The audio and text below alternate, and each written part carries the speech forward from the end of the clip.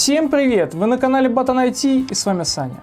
В этом видео я бы хотел раскрыть тему мультимедийных возможностей PS4. Основной упор будет сделан на просмотр кино и видео. На самом деле большинство возможностей реализовано на Smart TV, однако вы, мои зрители, просили меня снять подобное видео. Значит, кому-то это интересно и востребовано. Да и мне было интересно потестировать приложение. Ну и давайте приступим. Диски. Самый простой способ — это просмотр фильма с дисков. Но перед началом, чтобы избежать ошибку при запуске, зайдите в дебаг настройки, перейдите в License Activation и включите все кодеки. Но это на старых прошивках. Если у вас актуальная версия, то нужно просто войти в PSN. Тогда все будет работать. PlayStation с самого старта продвигала новые форматы дисков: CD на PS1, DVD на PS2 и Blu-ray на PlayStation 3. Поэтому неудивительно, что с самого старта PS4 умеет читать Blu-ray диски с фильмами, причем как лицензии, так и самописные. Конечно, загрузки доставляют небольшой дискомфорт, но зато плеер поддерживает обширный функционал. На видео подгрузки я ускорил и подрезал, так что у вас они могут длиться дольше. Настраивается практически все: режим изображения, показ субтитров, звуковая дорожка и многое другое. Отличная вещь для просмотра дисков. Только имейте в виду, что PS4 имеет региональную защиту, поэтому диски американского или японского региона не будут работать на европейке и наоборот. Но это ограничение не касается самописных версий. YouTube. Приложение YouTube также доступно на PS4. Даже не знаю, что тут можно сказать. Обычное приложение с привычным функционалом. Полноценный клиент. Работает как на старых прошивках, так и на новых. Ничего не лагает и загружается шустро. В старой версии клиента под старой прошивки нельзя войти в свой YouTube аккаунт. Однако в новой пропатченной версии и на актуальной прошивке такой проблемы нет. Настройки достаточно обширные. Мне кажется, у меня на смартфоне меньше. Фатки и слимки поддерживают только 1080p. На PS4 Pro есть поддержка 4К качества видео. Также есть возможность просмотра 360-градусное видео в VR-шлеме. Неофициальный медиаплеер. Разработчик Lappy написал Homebrew плееры для PS4. Устанавливается точно так же, как и все PKG файлы. При первом запуске вас попросят выбрать вашу версию прошивки, которая установлена в данный момент. В дальнейшем количество прошивок будет расширяться. Интерфейс представляет из себя подобие файлового менеджера. Поддерживаются только форматы видео MPEG-4 и MOV. По факту файлов в этой папке больше, но плеер их просто не отображает, потому что не поддерживает. Из преимуществ это возможность просмотра файлов из любой папки. Просмотр происходит в миниатюре, но естественно все можно развернуть на весь экран. Для этого надо нажать треугольник. В папке с музыкой лежат FLAC и MP3 файлы, но их плеер почему-то не увидел. Фотографии также можно просматривать. JPEG файл отображается как надо. Откроем PNG, а он почему-то некорректно отображает фон, но возможно это связано с тем, что это изображение обильно кастомизировалось в фотошопе. В общем, плеер достаточно унылый, но иногда может помочь. Мультимедиа проигрыватель. С ним возникли трудности. Дело в том, что это приложение не встроено в прошивку PS4. Его нужно загружать отдельно. При попытке запуска оно пытается подключиться к серверам PSN, но из-за того, что у меня прописан DNS, выдает вот такую ошибку. Окей, подумал я, сейчас уберу DNS, скачаю его, потом пропишу обратно и все будет норм. Но меня ждал облом. Система стала просить обновление прошивки. Если бы у меня была не 7.55, а актуальная версия, то загрузка началась бы в нормальном режиме. Казалось бы, это тупик, но у меня есть козырь в рукаве, а именно дебаг настройки. DNS снова прописан. На этот раз на флешку уже скинуты все нужные файлы, осталось только их установить. Делается это стандартным методом через дебаг настройки. Всего два файла: само приложение и обновление. При установке первого вылетело окно, что оно уже установлено, и надо подтвердить, что мы хотим поставить поверх существующего. Не знаю, догадались вы еще или нет,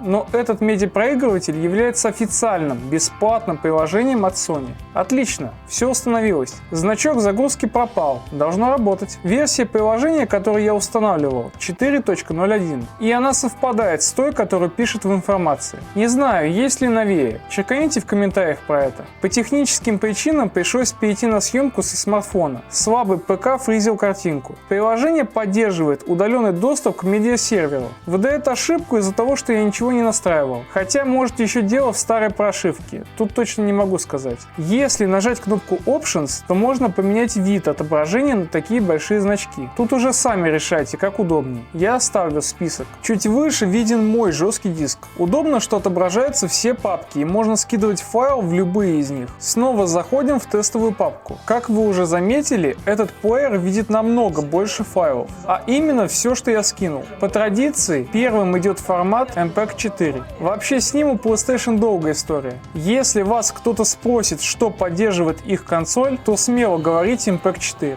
WOB файл был скопирован прямиком с DVD-диска. Лагов нет. Можно вызвать вот такое меню настроек. Оно практически идентично тому, что было на PS3 и PS2. Дополнительных звуковых дорожек нет, но зато мы можем посмотреть настройки субтитров. В общем, тут очень много параметров. Настройки на любой вкус. Кстати, не знаю, заметили вы или нет, но я уже несколько месяцев выкладываю ролики с нормальными субтитрами, которые добавляю вручную. Оказалось, что функция довольно востребована. МКВ формат заработал как надо. Пробуем AVI. Лагов нет. Картинка не тормозит. Можно менять размер картинки. Все в идеале. С музыкой опять какая-то проблема. Вообще должна воспроизводиться, но почему-то ее не видно. Это странно.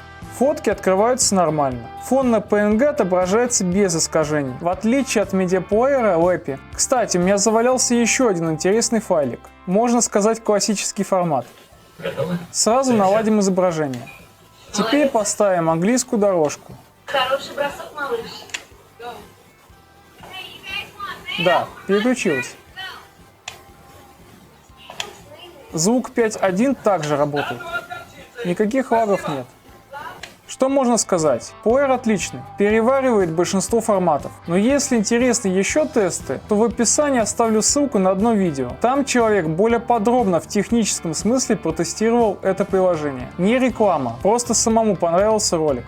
А сейчас вы видите на своих экранах полный, официальный и подробный список поддерживаемых форматов этого плеера. И он приятно меня удивил. Даже на PS3 этот список был намного меньше. Хотя она позиционировалась как Media Combine, а PS4 нет. Но она в плане проигрывания контента оказалась лучше, чем PS3. Twitch.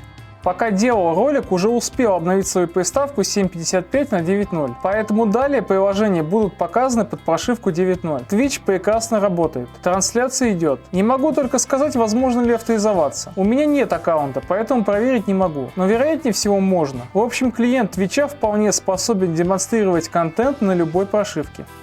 Netflix. На PS4 доступны стриминговые сервисы, например Netflix. Само приложение можно установить на любой прошивке. Несмотря на то, что 9.0 уже не актуальная версия, это не мешает ему работать. К сожалению, полноценно проверить его работу на старой версии ПО я не могу, потому что не имею подписки. Но на актуальной версии Netflix точно будет прекрасно работать и показывать фильмы и сервисы в отличном качестве. Plex. Приложение Plex – это программа для создания медиасервера и получения удаленного доступа к аудио и видеофайлам с поддержкой транскодинга на разные устройства. В данном случае это PS4. Опять-таки, аккаунта у меня нет, но источник, откуда я взял приложение, утверждает, что все работает на любой версии ПО. Если поискать, то можно найти еще различных приложений, но я решил рассказать о самых популярных и часто используемых. В заключение хочу сказать, что PS4 меня приятно удивила своими мультимедийными возможностями. Если у вас нет смарт-телевизора, то она вполне может заменить вам приставку на Android TV.